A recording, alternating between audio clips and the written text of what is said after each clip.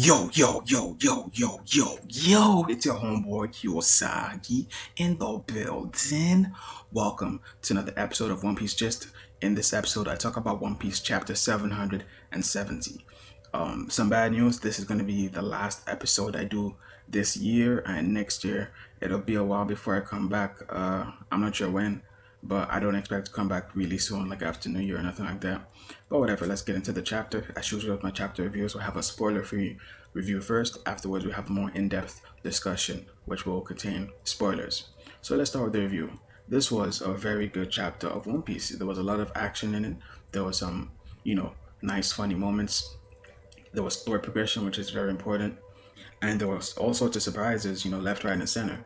So we'll start with that's pretty much it for my review. This is a really nice chapter of One Piece, very surprising, and a pretty crucial chapter because it does sort of signify that Dressrosa is coming to an end. But I'll go more into that in my discussion section, which I'm about to jump into. So now the discussion section, we'll start with the cover page. So we see a silhouette of somebody really big, and it appears like the person's a merman because the person's underwater, and Jinbei has the whole fish icon thing. So this is the person that's been getting sort of offerings from people above, and we'll find out more about this in the upcoming chapters.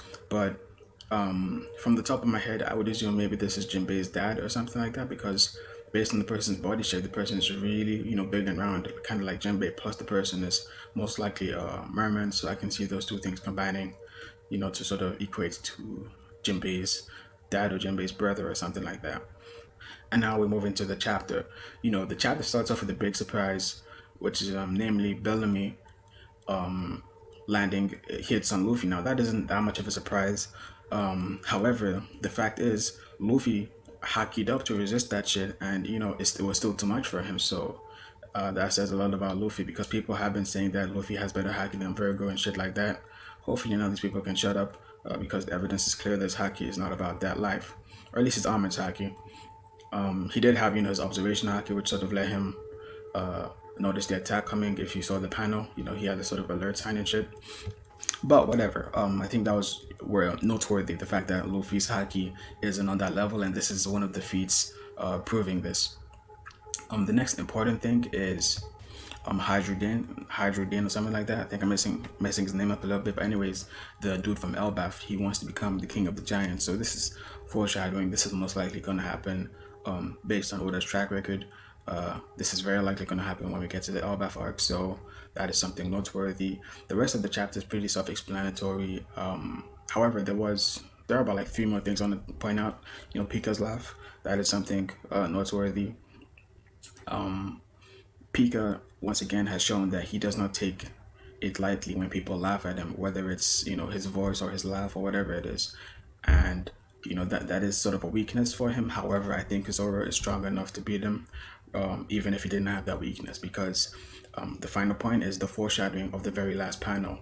Zoro is about to get rid of the birdcage with this attack that's going to the next chapter, and I really wish this could have happened in this chapter, because this being my last review of the year and shit, it is a disappointment, but at the same time it's still really good news, because we know that the attack is coming next week. And even without the attack, right, without that final panel, just the fact that one of the Don Quixote family members has been taken out, that is an indicator that the arc is coming to a close. Think of it like Annie's Lobby. When one of the weaker CP9 members got taken out, then afterwards the others started getting taken out one after the other, until finally starting from the weakest to the highest, until we finally got to Rabluchi. The only exception is maybe Blueno. Maybe Blueno isn't necessarily the weakest, but I'm not quite sure. I can't remember what the weakest are and stuff like that. But whatever, I think that's pretty much it for this chapter review. Really nice chapter. We have a nice cover story, nice chapter, incredible cliffhanger. I cannot wait for the next chapter of One Piece. And that's pretty much it. I hope you guys have, a nice Christmas season. You get presents you want, shit like that. Have a nice New Year as well. And that's pretty much it. Thank you for chilling all the way to the end. Like, comment, subscribe, all that good stuff. And as always, thank you guys for watching.